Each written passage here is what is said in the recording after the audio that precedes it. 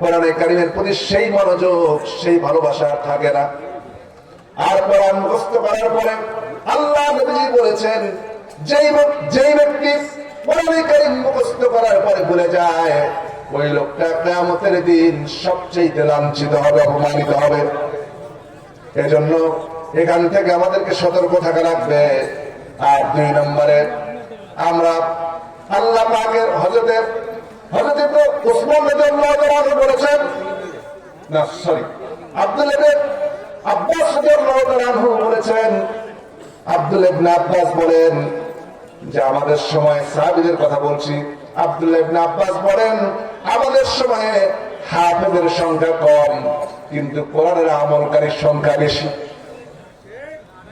কিন্তু আমার একটা সময় আসবে, সায়াকুন আখিরিজ জামান, এমন একটা সময় আসবে আখিরি জামানায়, যখন হাফেজে কোরআনের সংখ্যা বেশি হবে, কিন্তু কোরআন দ্বারা জীবন গঠন করার মতো লোক খুঁজে পাওয়া যাবে না। আজকে হাফেজে কোরআন বাড়ছে, কিন্তু কোরআন দ্বারা জীবন পরিচালনা করা, জীবন সুন্দর করার লোক খুঁজে পাওয়া যায় না। ব্যাগগুলি যেগুলি কালেকশন হয়েছে আপনারা জমা দিয়ে যান। তারপরে দেখুন,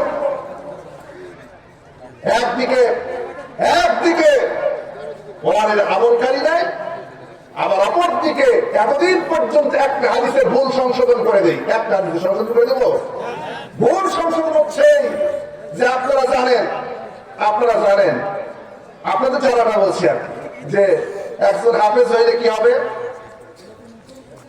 একাধিক জানেন আপনারা, 10 জনকে সুপারিশ করে জান্নাতে নেবে, তাই না? এই হাদিস, এই অর্থ যেটা করা হয়, এটা পুরো ভুয়া কথা। এটা হাদিসের অর্থ না, হাদিসের অর্থ কি ভালো করে বোঝেন। আল্লাহ নবী বলেন, হাদিসটা বলছি, মান ক্বারাআল কুরআন ফাস্তাযহারাহু ফাহাল্লা হালালাহু ওয়া হাররামা হারামাহু আদখালাহু আল্লাহুল জান্নাহ। আল্লাহ পাকের নবী বলেন, যে ব্যক্তি কোরআন পড়বে, কি করবে? কোরআন পড়বে, ফাস্তাযহারাহু, আর ইজহার থেকে শুধু তাফসীর করা না, আল্লাহ পাকের হাবিব বলেছেন ইজহার করবে, অর্থাৎ কোরআনের নিকুট তত্ত্বগুলিকে বোঝার চেষ্টা করবে। কোরআন থেকে শুধু বুঝবেই না, গভীর ভাবে বুঝবে। তাফসীর করা, স্বাভাবিক ব্যাখ্যা করলে তাফসীর বলা হয়, কিন্তু তাজহার করা, ইজহার করা, এটা স্বাভাবিক ব্যাখ্যার দ্বারা হয় না, এটাকে গভীর ভাবে বোঝা লাগে। আল্লাহ নবী বলেছেন কোরআন পড়বে এবং এটাকে গভীর ভাবে কি করবে? বুঝবে। হাফেজের কথা আছে নাকি? নাই। গভীর ভাবে বুঝবে, এবং কোরআন থেকে হালাল গুলি বের করবে, কোনগুলি হালাল এগুলি বের করবে, এবং হালাল গুলিকে নিজের জীবনে বাস্তবায়ন করবে। এবং কোরআন থেকে খুঁজে খুঁজে দেখবে, গভীর ভাবে খুঁজে দেখবে আমার জীবনের জন্য কোনটা হারাম, সেই হারাম থেকে নিজেকে বিরত রাখবে।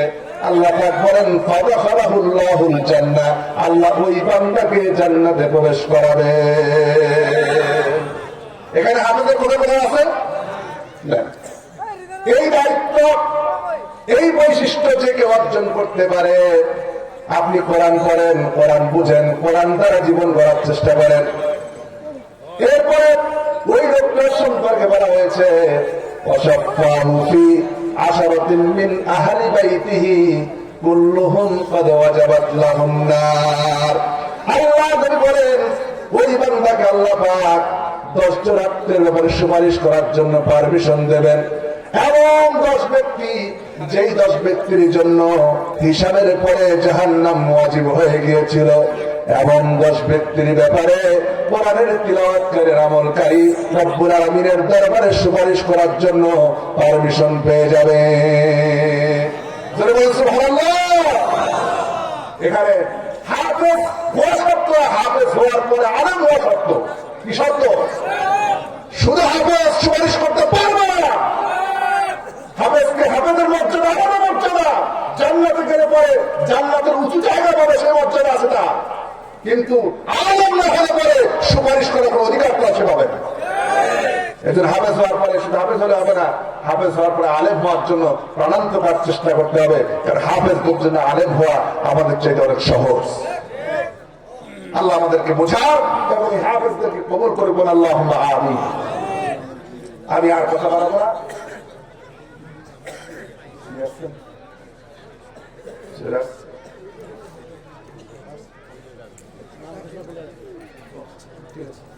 তাহলে আমি আপনাদের কাছ থেকে এখন শেষ করছি।